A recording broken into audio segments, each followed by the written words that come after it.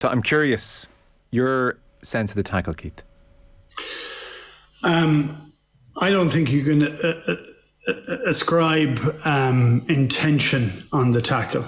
I think it's a shit tackle. That's the only way I can look at it. I think, and I've been interested to read that certain people talk about that he's got a good tackle technique. For me, and we've had some of this discussion in the past, the stand-up tackle where there's no bend at the waist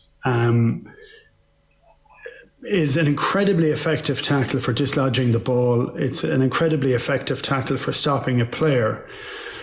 But if any deviation happens, so it can be great 95 times out of 100, but 5 times it can be awful.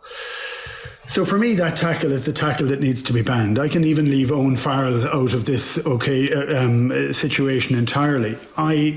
The idea that we are still having a stand-up head-to-head tackle or shoulder-to-head tackle and trying to find out reasons for why that is actually okay is part that I want to get changed. I don't like it at all.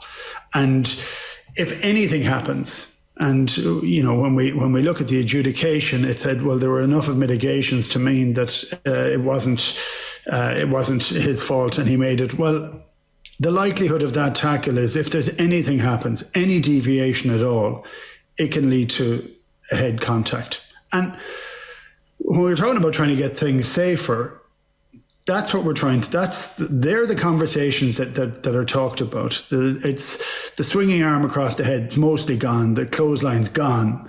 A lot of the high tackles are gone. This is one that was coached. I don't know if it's still coached. Was coached quite a lot up to a few years ago. And it's the one that needs to be coached out of the game. And if you've no mitigation and no scope, forget about intent. If there is that hit and that tackle, if you know it's guaranteed to be a red, it'll be gone from the game. It won't take very long. Might take 12 months to get rid of it, but it'll get rid of it. But at the moment, we can't have it. You just can't have guys getting clashed in that fashion. And we can touch on the bunker in a while, but I'll let Stuart talk first. But that's my reading of it. It's a poor, very poor tackle technique of a style that was fashionable 4 years ago, of a style that is absolutely out of kilter with the game now.